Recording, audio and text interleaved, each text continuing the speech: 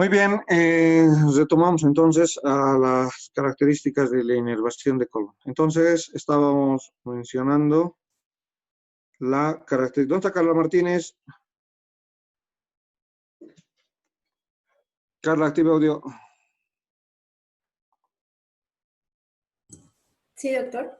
Me hace recuerdo, en la parte práctica, tiene 50 puntos ya, solamente 2 preguntas para que le haga, ¿bueno?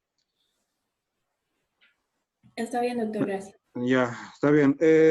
Hay que estar atentos, ya saben, el docente, por hablar rápido, por X razón, puede tener esta característica. Pero si el estudiante se deja y le dicen que esa es la mesentérica o le dicen que algo es y no es tal situación, entonces están a punto, están en toda la potestad de mencionar y decir. Más bien, aquel que no habla y no menciona y no dice nada, entonces está aceptando todo lo que le están incluyendo. Incluso tal vez si el docente está equivocado, puede el docente tener un cortocircuito, ¿por qué no? ¿No? Entonces, ¿de qué va a depender? De que el estudiante también vea, pues acá el docente solo es un conductor de su formación. Ustedes representan el 80% de su formación. Mañana pasado van a hacer lo que ustedes quieran hacer. Los especialistas que ustedes deben formarse. ¿Bien? Pero ustedes, no yo, ustedes están buscando su formación. Entonces háganlo de la mejor manera y con su compañera, atendiendo, prestando atención para debatirle y decirle, no está bien. Entonces estamos mencionando las características de la parte de inervación. Acá entonces esto que representa el círculo es 1, representa mi plexo mesentérico superior, les decía. Y a partir del plexo mesentérico superior, la inervación simpática utiliza las arterias, ¿no? Utiliza las arterias, viene acá la inervación simpática, utiliza las arterias y va junto con las arterias, va con las arterias. Entonces, esto representa el plexo mesentérico superior, que es el que está aportando tanto la inervación simpática como la inervación parasimpática que le llega al vago, del vago.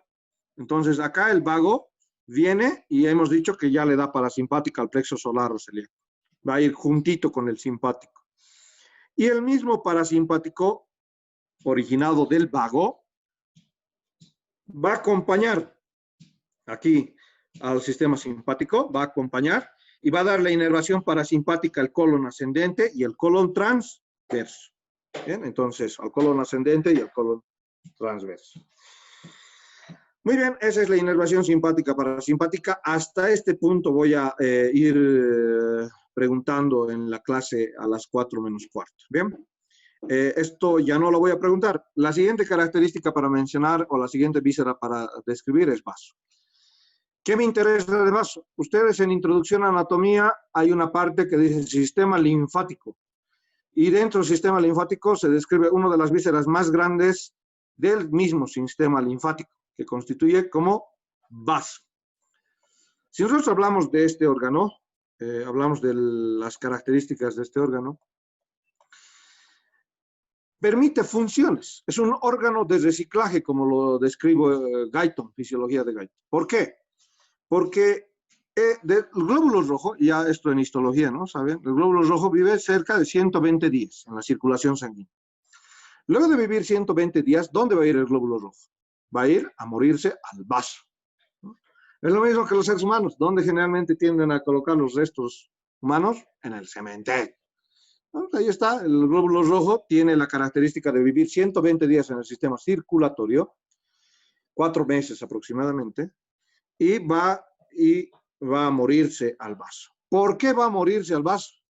Porque el vaso, al tener una característica en su parte o en su configuración interna no señalada en la parte anatómica, va a representar una pulpa roja y una pulpa blanca, que permite la filtración y el reciclaje de características que puedan servirle todavía al cuerpo humano. ¿Qué le sirve del glóbulo rojo? El glóbulo rojo tiene una proteína M de la hemoglobina. Esta proteína es reutilizada. Muy bien, como es un órgano de reciclaje, yo sé que esas proteínas reutilizadas, el vaso la va a mandar a través de esta que es la vena esplénica, a través que esta es su venita esplénica, que se va a unir con la vena mesentérica superior y van a ir a formar la vena porta, la vena porta. Y hacia la vena porta, ¿a dónde va a ir a acabar? Al hígado, ¿no? Al hígado.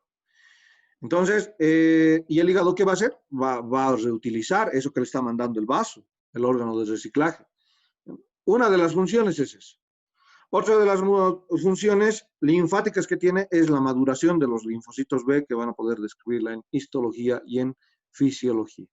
Va a permitir la maduración de células de defensa del cuerpo, que es propiamente los linfocitos B. ¿Qué más? Genera un sistema de autotransfusión el vaso, porque es un órgano de almacenamiento de sangre. ¿Bien?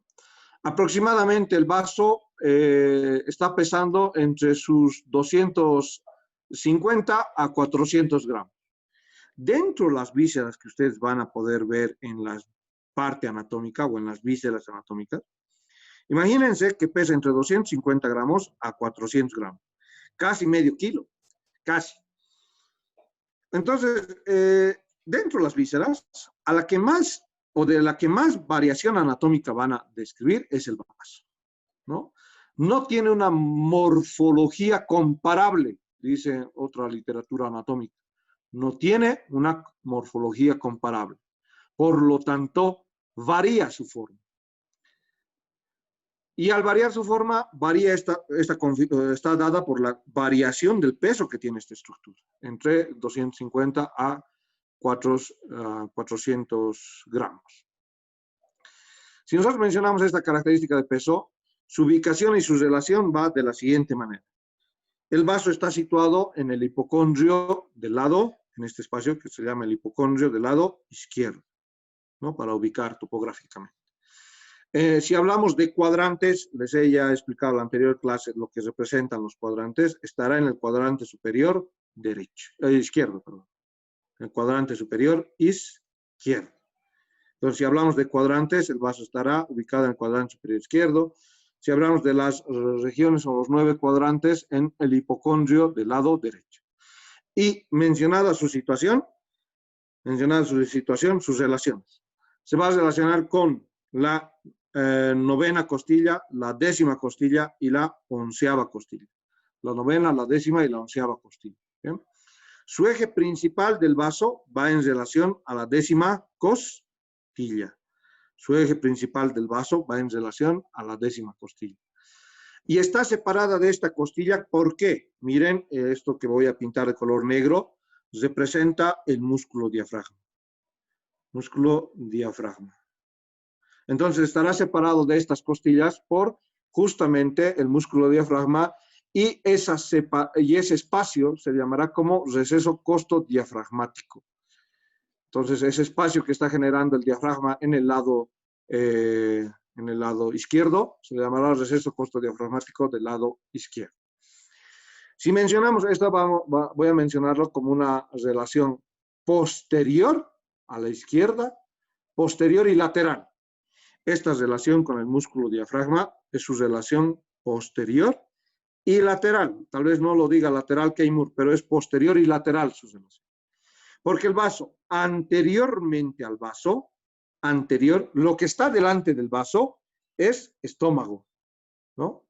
Entonces, anteriormente la relación de vaso es estómago. Inferiormente es el colon o la flexura cólica del lado izquierdo. Inferiormente es la flexura cólica del lado izquierdo. Medialmente vamos a encontrar el riñón y el páncreas.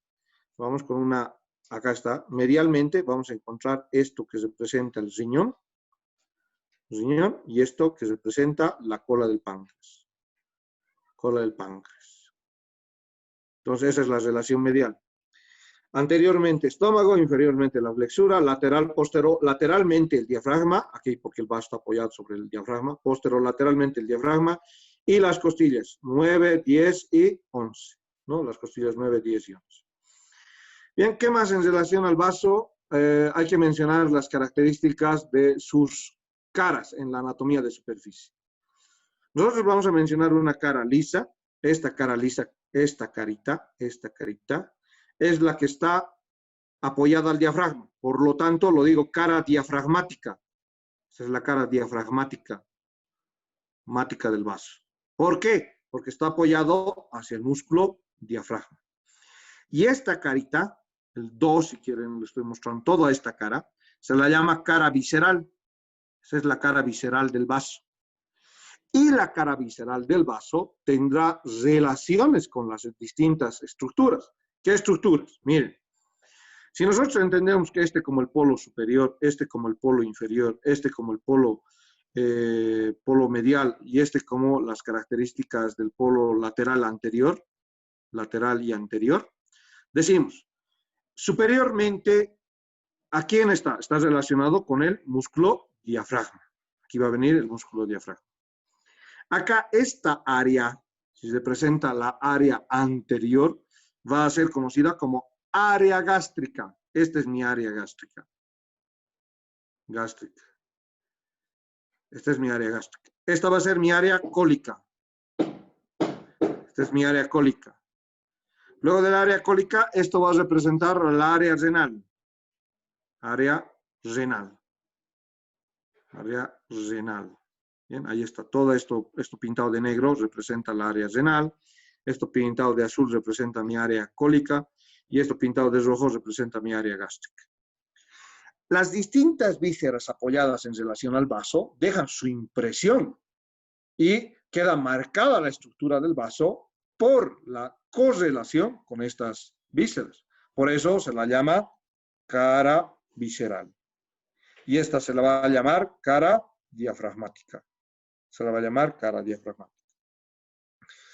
Muy bien, en relación a las estructuras de fijación y sustentación del vaso, miren que el vaso tiene una fijación hacia las vísceras a las cuales tiene relación. Vayamos a hablar de una fijación hacia el diafragma. Entonces, hacia el diafragma voy a tener el ligamento freno esplénico. Lo que va a estar rodeando al vaso, miren, es una parte de peritoneo. Es una parte de peritoneo negro aquí. Se ve cómo el peritoneo está rodeando al vaso. Ahora no sé cómo ejemplificarles, pero ya los brasileños tienen que aprender mucho de la terminología boliviana. Nosotros tenemos un alimento que es el quesillo. ¿Bien? El vaso, dentro de la analogía y comparativa de los anatomistas bolivianos, se compara al quesillo. O sea, la consistencia tiene eso. Pareciera algo sólido, pero no es algo sólido. Si no existiera esta envoltura, que es conocida como la cápsula fibrosa, el vaso en la pieza anatómica, en el cadáver, se parece al quesillo. Ustedes lo agarran, lo apretan y se deshace, se destroza. Entonces, eso para la conceptualización. Si no existiera la cápsula fibrosa del vaso, la envoltura peritoneal, el vaso se asemejaría a un quesillo. Y ustedes agarran un quesillo, pueden agarrar, pueden levantar, cuando les venden, ahí está sólido. Pero cuando lo apretan, es suave, delgado. Es así que estas relaciones 9, 10 y 11 me interesan mucho. ¿Por qué? Porque cuando existe una fractura costal en los boxeadores, los que ven las peleas de la UFC, ¿qué va a pasar? Cuando hay lesiones en el lado de las costillas del lado izquierdo, tengo que preocuparme mucho. Cuando vean un hematoma en este lado, ¿por qué? Porque sé que el vaso es un órgano que se parece al quesillo y fácilmente se puede romper. ¿Y qué me preocupa? Que el vaso alberga entre 200 ml a 300 ml de sangre. Y con lo que dice de fisiología de Gaito, el gasto cardíaco representa una circulación de cerca de 5 litros por minuto. Quiere decir, en el sistema circulatorio arterial y venoso, solamente hay 5 litros. Entonces, si hay un daño en el vaso, va a perder 200, 300 ml, primeramente. Luego, entender que su arteria esplénica está conectado al tronco celíaco y nace de la aorta abdominal. Entonces, el sangrado de ese paciente va a ser profuso. ¿Qué hacemos cuando este paciente tiene esta situación? Hacemos el procedimiento quirúrgico, se llama esplenectomía. esplenectomía. Sacamos el vaso. ¿Una persona puede vivir sin vaso? Sí, puede vivir sin vaso. Ahora, ¿puede vivir con una calidad adecuada? No, su calidad de vida disminuye. ¿Por qué? Porque es un órgano donde van a madurar los linfocitos B. Y los linfocitos B, las células B, son mis células de defensa. Por lo tanto, este individuo tendrá que tener mucho cuidado con las infecciones de cualquier tipo. Porque al realizarse la esplenectomía va a disminuir sus defensas de este individuo. Por lo tanto, van a ver de manera circulante, o antes, bueno, ahora todo el mundo usa barbijo, pero antes de la pandemia del COVID-19, los que usaban barbijo generalmente eran pacientes oncológicos y pacientes inmunodeprimidos. Y esos pacientes, dentro de esos pacientes inmunodeprimidos que tienen bajas defensas, están los que han sufrido una esplenectomía. Entonces, si veíamos pacientes con barbijo, muy probablemente dentro de una de las cosas anatómicamente que tenemos que pensar, ya saben, respiramos medicina, olemos medicina, vivimos la medicina, ¿no? Y ahora en el segundo semestre respiramos anatomía, vivimos medicina, son anatomías, respiran anatomía, ven todo con anatomía, ¿no? Entonces, eso es un principio fundamental para la pasión hasta esta carrera. Entonces ahí está la característica en torno a este órgano conocido como vaso. Ahí la característica de la cápsula fibrosa. Y algo interesante que lo van a describir en histología es que la misma cápsula genera estas tabicaciones. ¿Recuerdan la túnica albuginea del testículo, no? Genera tabiques fibrosos para separar los túbulos seminíferos. Lo mismo en el vaso. La cápsula fibrosa genera trabéculas, pequeñas bandas fibrosas de este tejido, que va y divide a la característica del parénquima a nivel de la porción esplénica. Bien, entonces eso para lo que representa la cápsula fibrosa.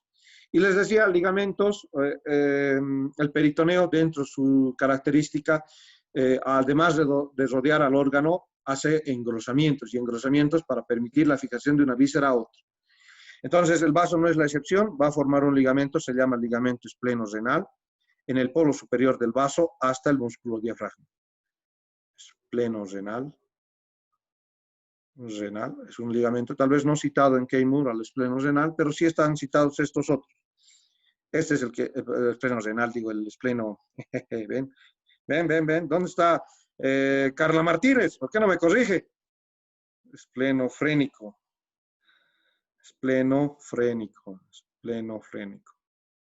Esplenofrénico. Este que está acá arriba, que lo he dibujado, es el esplenofrénico. Allí, a esa porción, hacia la parte del diafragma, del polo superior del vaso, es el esplenofrénico.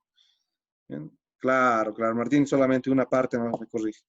Este es el esplenofrénico. Luego, hacia su vecino, acá está riñón. Esto es riñón. Esto que está de color café es riñón. Por lo tanto, la proyección de fijación desde el vaso hasta el riñón recién forma este ligamento conocido como espleno renal. Pleno renal. Bien, entonces, desde la cápsula sale una porción de ligamento para fijarle al riñón. Ese es el espleno renal. Acá arribita de azul, hace un momento he mencionado, este de azul es el esplenofrénico. Y este de rojo representa el gastroesplénico. Miren ahí donde está un paquete vascular. Este es el ligamento gastroesplénico. Gastroesplénico. Ese es el ligamento gastroesplénico. Entonces, miren, el espleno renal de negro, el de azul representa el esplenofrénico y este de rojo el gastroesplénico. Se los grafico otra vez para que no exista dudas en esta mención. Este de azul es el esplenofrénico, este de negro representaba el espleno renal y este de rojo representa el gastroesplénico. Bien, ahí está. Tres ligamentos. No solamente tenemos estos tres, tenemos otro cuarto que no está citado en Keimur también, pero ustedes pueden verlo acá. Miren cómo lo pueden ver. Lo voy a aumentar esta imagen. Y tranquilamente se ve a este otro. Se llama espleno cólico.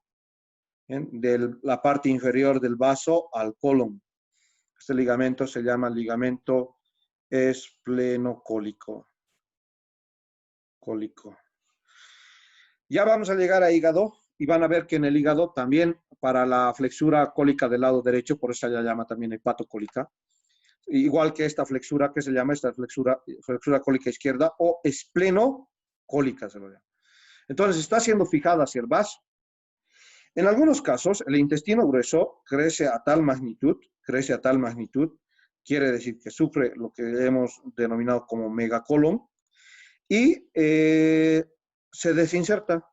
Como el intestino grueso crece tanto y se dilata tanto, y una de las características de los pacientes que tienen el intestino grueso grande o dilatado es que tienen constipación. Ustedes ya vayan adecuándose a la terminología médica. No se dice estreñimiento. En la historial clínico se pone constipación. Constipación. El paciente está constipado, estreñido, para los que hablan, para los civiles, ¿no? En nuestra jerga, en la parte médica, hablamos con término de constipación y hay una colección de materia fecal a nivel del intestino grueso porque no hay motilidad, ¿no? Eso es una de las características en el megacolon. Y con la presencia de heces, esto tiene mayor peso y presenta desinserción generalmente de sus extremos, como de este ligamento que es conocido como el esplenocólico, ¿no? Entonces lo han visto, acá está, solo se ha aumentado, esto representa el ligamento esplenocólico. Entonces esto que estamos hablando de vaso y páncreas es para el día viernes. Repito, vaso y páncreas es para la práctica del día viernes. Vaso y páncreas es para la práctica del día viernes. Para hoy es yeyuno, ilion y colon. Yeyuno, ilion y colon. Ya hemos hablado de apéndice, ya hemos hablado de gran parte de colon. Ahora, apéndice, hemos hablado casi nada. Bien, ¿qué más en torno al vaso? Miren lo que hace la arteria esplénica, fácilmente deducible en torno a rama del tronco celíaco. Si vamos a darle una coloración negro, esto siempre es recordar que es TC, tronco celíaco, y de tronco celíaco nace la arteria esplénica. Es tortuosa. ¿Ven que es tortuosa? Tiene curvaturas. ¿Por qué Dios o la arquitectura divina ha generado una arteria tortuosa? Para que sea la arteria esplénica. ¿Saben por qué la arteria facial tiene esta misma característica? A ver, vamos a ver la anatomía 1, vamos a aplazar gente, vamos a volver a la anatomía 1. Carlos Melgar Trujillo. ¿Tiene audio? Carlos Melgar Trujillo, 1. Carlos Melgar Trujillo, 2. A ver, vamos a ir aplazando gente. Así nomás se aplaza las personas cuando no están atendiendo. ¿No hay, Carlos? Esperen un ratito. Aquí, ¿qué dice? Carlos, ¿qué? Carlos Melgar Trujillo. Melgar Trujillo. Listo. 0. Bien, vamos con otro. Da Silva Taylor. Active audio.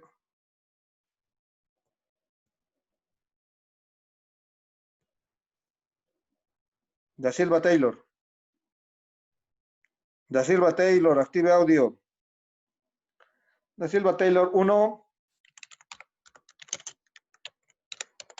Da Silva Taylor 2.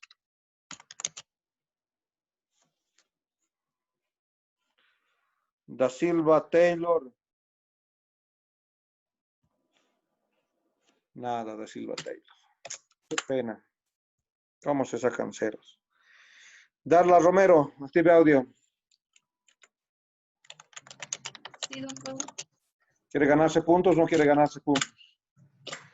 ¿Por qué la arteria facial tiene un trayecto tortuoso? Al decir tortuoso, me refiero a esta forma. ¿Por qué la arteria facial tiene eso?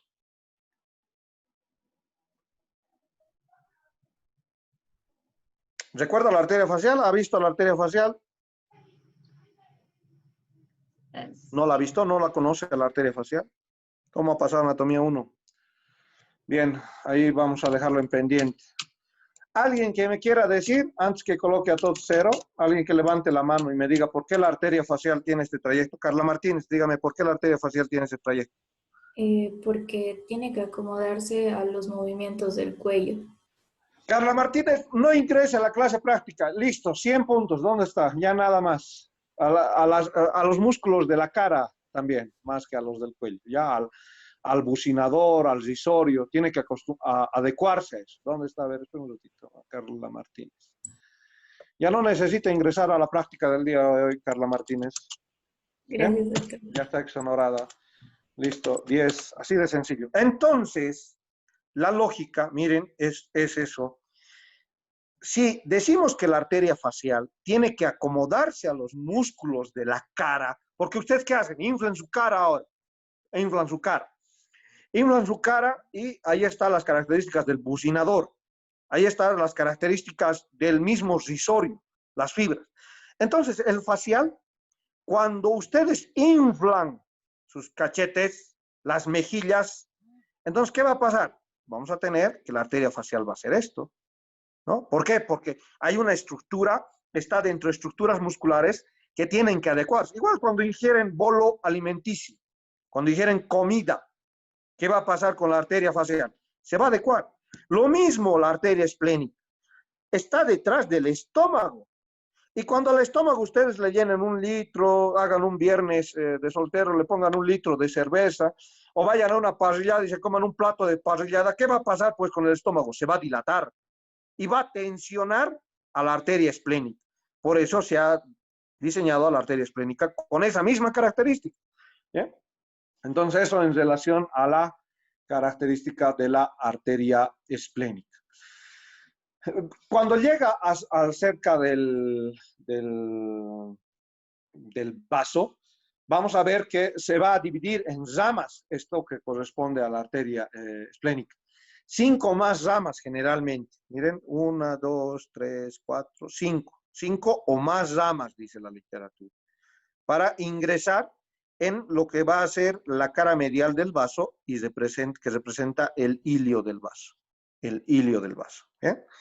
Entonces ahí están las características del hilio del vaso. Esto es arterias. Vayamos a hablar de venas. Ya la conocemos, una de sus venas. No se olviden de las ramitas que da la esplénica. Ya conozco a las gástricas cortas, ya conozco a la gastromental del lado izquierdo. Son ramas arteriales de la esplénica. No me tengo que olvidar eso. Muy bien, en cuanto al sistema venoso, acá está la vena esplénica que va a ir a drenar, se va a unir con la vena mesentérica superior y van a ir a formar la porta. A la vena esplénica le drenan las venas gástricas cortas. A la vena esplénica le va a drenar esto que representa mi vena gastroomental del lado izquierdo. Gastroomental del lado izquierdo. Inervación y vasos linfáticos. En el hilio del vaso, acá voy a encontrar esto. En el hilio del vaso voy a encontrar mis nódulos linfáticos esplénicos. Esos nódulos linfáticos esplénicos se van a continuar con los nódulos linfáticos pancreatoesplénicos. Estos son pancreatoesplénicos. Pancreatoesplénicos. Estos son mis nódulos linfáticos esplénicos, NE. Se continúan con los pancreáticos esplénicos y los pancreáticos esplénicos van y desembocan hacia los nódulos celíacos. Entonces, esta es la cadena. 1, esplénicos, 2, pancreatoesplénicos y 3 a los nódulos celíacos. Carla Martínez va a estudiar para el día viernes nomás ya esto que es vaso y páncreas, por si acaso. Vaso y páncreas. Doctor, gracias. Luego de nervios, inervación para el vaso, voy a tener al plexo, acá, ahorita le respondo Lorena, denme un minutito. Acá esto representa al plexo celíaco, que es el que da la inervación simpática y parasimpática al vaso. Dígame ahora sí, ¿quién me estaba preguntando? Active audio. ¿Quién ha levantado la mano? Doctor, perdón, quería decirle si podemos ir colocando la asistencia. Ah, sí, gracias. Uy, gracias, muy amable. Coloquen nombre, grupo, mientras hacemos una pausa. Y ustedes piensan en alguna pregunta o en algo que me van a decir. Nombre, grupo, rápidamente. Se puede cortar, ya ha pasado más de los 40 minutos, creo. Cualquier momento se corta. Ya saben, entonces para el día viernes es páncreas y vaso. Páncreas, obviamente voy a acabar de explicar el viernes, pero ustedes ya tienen que venir estudiando. Páncreas y vaso. Lean páncreas por si acaso. Páncreas y vaso para el viernes. Bien, ahí está la característica. Vamos, antes del parcial escrito, vamos a hacer un simulacro de un examen con algunas preguntas. Les voy a avisar en qué tiempo va a ser ese simulacro. Bueno, vamos a hacer un examen en el Moodle antes de que den el parcial, calculando los tiempos, que es lo que generalmente siempre les complica. Bien, entonces eso para que tengan, y para prever situaciones del mismo parcial. Nombre grupo. ¿Alguien alguna duda? No veo manitos. Nadie tiene manitos. Ahí está Fabio, dígame. Doctor, con respecto a lo del vaso, estaba hablando ahí, no le quería interrumpir, pero tenía una pregunta Dime. sobre lo de los golpes, ¿no? Sí. Yo boxeo y una vez en una pelea me Ya. golpearon una y otra vez en el abdomen, izquierda, derecha, y al final de la pelea, un día después, terminé como que orinando sangre. Eso, digamos, como sangre ¿a qué se debía o a qué se debe? Mire que su experiencia nos va a servir para describir una de las características ya de las vísceras en relación a la parte de abdomen. Acá podemos ver, miren cómo está la ubicación de las estructuras renales. Miren, las estructuras renales. ¿Bien? Ahí están las características de las estructuras renales. Particularmente soy fan de practicar los deportes como boxeo o UFC para defensa propia y solo más que para defensa propia. Como práctica deportiva lleva, y como médico valorando esas lesiones deportivas, lleva mucho trauma. Las contusiones que llevan a producir edemas cerebrales, llevan a producir esto que usted ha sufrido, que es un daño renal. Entonces, usted ha recibido los golpes de manera lateral, más bien que no el vaso, más bien que no el vaso. Y miren que siendo una práctica deportiva puede costar la vida. Eso es lo único. Para defensa personal, sí. ¿Por qué? Porque está en juego la vida o la muerte y una persona tiene derecho a la defensa. Sí, en esos casos, sí es muy importante saberse defender. Pero para practicarlo como deporte hay que siempre observarlo desde la parte médica. El trauma renal que usted tuvo pudo haber producido, hay que hacer una valoración, ojo, de esos riñones, una característica del daño estructural del mismo riñón, y producir eso que se llama la hematuria. La orina con sangre, nuestro término es hematuria. Entonces, mire que los constantes golpes a nivel de los flancos que tienden a producirse y que tienden a ser orientados por los entrenadores también, puede llegar a producir daño renal y definitivamente ese otro boxeador nunca más poder realizar la práctica, ¿no? Entonces hay que hacer un control ecográfico de cómo está el parénquima, cómo está la vía, un ecodoppler sugiero para usted, una ecografía Doppler. ¿Por qué? Porque la estructura vascular, acá están las arterias renales, ahí están las arterias renales, son de grueso calibre y son ramas de la aorta abdominal. Entonces, las ramas, acá que vamos a describir las anteropiélicas y las retropiélicas, van a dar interlobulares y esas interlobulares van a ir a distribuirse en el segmento de la corteza renal. Imagínense y es donde está la función. Acá esto se llama nefrona, la unidad funcional del riñón, que está compuesta por glomérulos. Entonces, usted ha recibido una contusión en el parénquima, en la parte externa del riñón. Y esa contusión ha producido microsangrados, y esos microsangrados que pueden llevar a que, si estoy sabiendo que la unidad funcional es la nefrona, y es donde está funcionando el riñón, y ha recibido un daño, la cicatriz de ese tejido ya no va a ser funcional. Entonces, esa cicatriz puede alterar la filtración glomerular, la filtración del riñón, la función del riñón en sí. Entonces, si no es una característica de alta gama o de alta competencia, los profesionales incluso en sus entrenamientos tienden a exponerse lo menos posible, ¿no? Hay que exponerse lo menos posible si se practica de manera profesional también, hay prudencia para hacer eso. ¿Por qué? Porque no sabemos cómo es nuestro cuerpo, lo consideramos fuerte nuestro cuerpo.